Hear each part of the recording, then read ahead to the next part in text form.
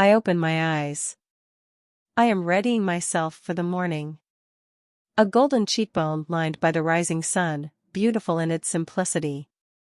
I touch it, once, her skin warm under my fingers, a reminder of how alive we are. How young we are. We are teenagers. Our hands are clumsy, too big for our skinny limbs, not sure where to go or what to think. These hands hold pens, and books, and dreams. We discuss the future in vivid colors, full of blossoming hope of what it could hold. Neither of us say it, our lips tied by the thin string of fear, but our dreams involve each other. Neither of us knows what love means, our kisses fueled by wandering hands and inexperienced tongues, but I know the lines of her face better than I know the words of my textbook. Neither of us knows anything, but we know each other. We grow, as all things do, messily, with anger and lust and tears. She holds the neck of a bottle of beer, her head titled back, laughing into the night, her cheeks flushed. She is brighter than any star, and I wonder if I could replicate the jewels in her eyes, and make them into a jewel for her finger. I smile, small, and take another sip. I know that she is the one. Our wedding is small, but loud, screams of joy echoing from every lively corner. Her mother gives me a talk, my mother gives me a heart attack. All I can feel is the creases of her hand enveloped in mine, and the sweet press of her lips on my face. I do. You do nothing. She screams at me, waving at the dirty dishes lining every corner of our rotting kitchen. She is tired. I am tired. We both know it is not each other we are angry at, but the bank, the debt, the crushing weight of the tiny house. I bite my cheek. It is both my fault, and hers, and neither. She still crawls into our bed, and hugs me tight. I still make her coffee in the morning. It is a test, and we have passed. The first one is a surprise, with delighted screams and happy tears at the start, and terrible screams and pain-filled tears at the end.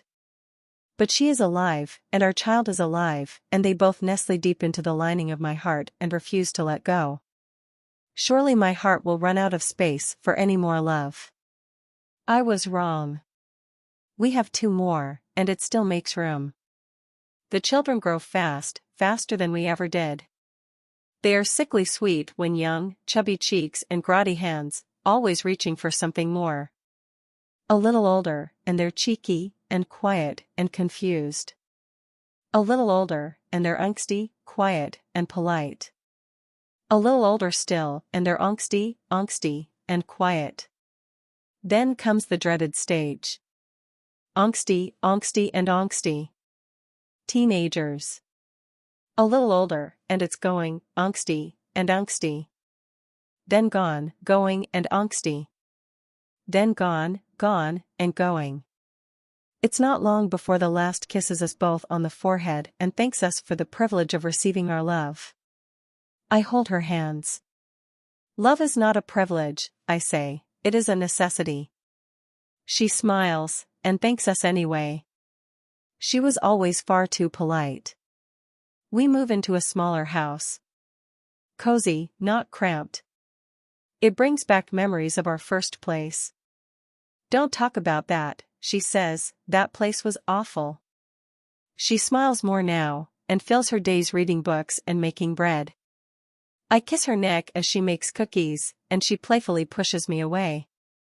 She thinks I only want chocolate, but her love is the sweetest thing in our kitchen. She takes up knitting, and I joke that she's getting old. She pretends to disagree, but we both know I'm right. My knees scream every time I bend to remove a weed from our growing garden.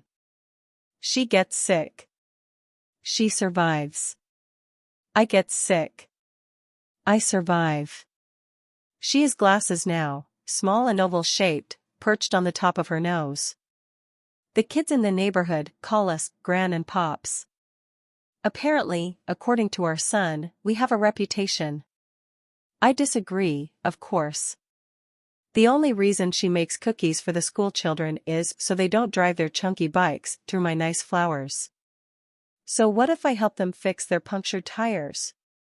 So what if she makes them fresh lemonade? So what if we told them, just ask him on a date, he told me he liked you the other day? That doesn't mean we like the buggers. The young men flirt with her, as a joke. They say she's the most beautiful thing they've ever seen.